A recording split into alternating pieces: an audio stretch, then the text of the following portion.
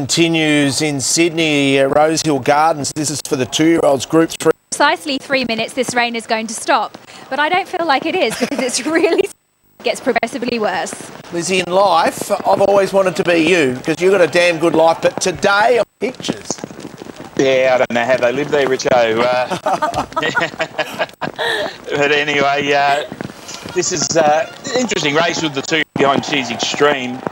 And I just don't think she got a lot of galloping room. I think drawn a little bit wider, 1400 will suit, and I do think she'll handle the ground. So I'm with Miss 𝙍𝙖𝙘𝙚 at 𝙍𝙖𝙘𝙚. Tears. Or does it this time? So Victorine, I was listening to James Cummings this morning on Improver. She's drawn to get a really nice run, 54 kilos, and look, she's got a Victorine. Why do you like her, Richard? Well, for all the reasons that you just said, on Victorine.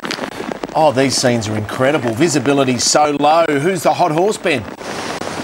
Yeah, but we opened up $19, so that's the best backed runner, isn't it? So hopefully Navesh is right and it does stop in a moment or two. I'm with Boyfriend, but he's been really drifting, so I've got no confidence. One thing about Victorine, guys, James Cummings for Godolphin, I can't find a stakes winner in any 2-year-old race this season. Now, that's incredibly unusual. So they've had a good year, but they haven't had a good year with the 2-year-old. It's rare, isn't it, Bruce? That's the reality. It's really rare considering the amount of 2-year-olds go through their system. So the way I look at that is a big opportunity then to make an impact when we get to the championships. We've got the Size, we've got the Champagne, Percy Sykes and some other great races. Here's Darren Flindell to call the action. This is the 𝙍𝙖𝙘𝙚𝙪 won by Safe, the Baillieu Handicap, won by Safe last year for the Hawks team. And Clary Connor's Silks here, a peace officer, will be very close to the Silks at 𝙍𝙗 Marty. And there's seemingly 4 to move forward. So the last couple getting set. With very heavy rain falling here at Rosehill. It's been very heavy in the last few minutes. And the last one going in. Word out. It'll be Yankee Hustle. So stand by. There's the light. And we're ready now for race 2 here at Rosehill.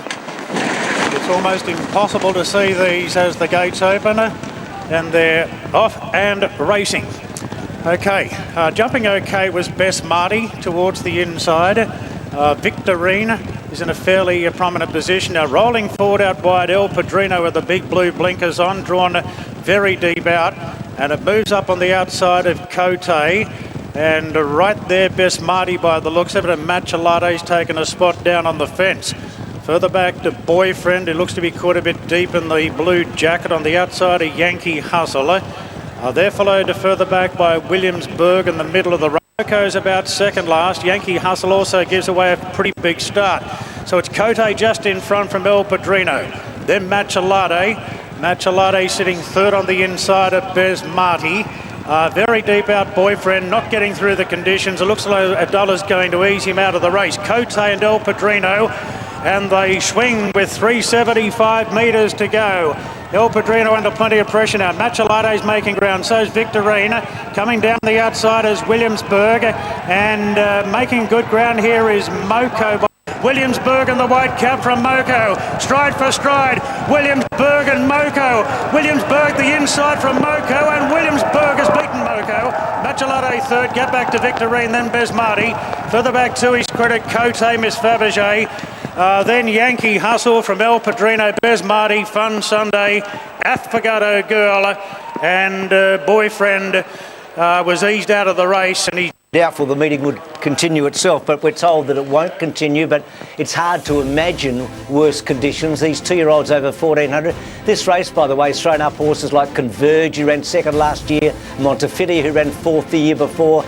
These are beautifully bred horses, but they've been through a torrid time today, Lizzie, and in the end it was just the courage of these 2 horses up front, and Williamsburg for Kerrin McEvoy and Gerald Ryan. Between Williamsburg and Moko down the straight, they really left everything else in their wake, but Williamsburg just wanted it that little bit more than Moko. You could see coming towards the line that Kerrin McEvoy was really sort of urging him along and not getting too stuck into him and just letting him have a nice time. But He's suited to the 1400 metres. I think he's going to get even further in time. Definitely a good one to follow as Moko, who did a great job, and 𝙍𝙖 𝙘𝙚 found the line okay under torrid conditions.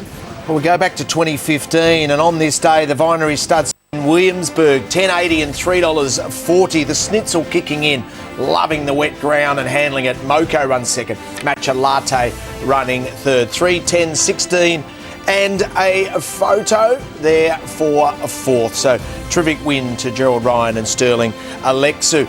Mount Poppers coming up shortly in the Neville Selwood. This time last year,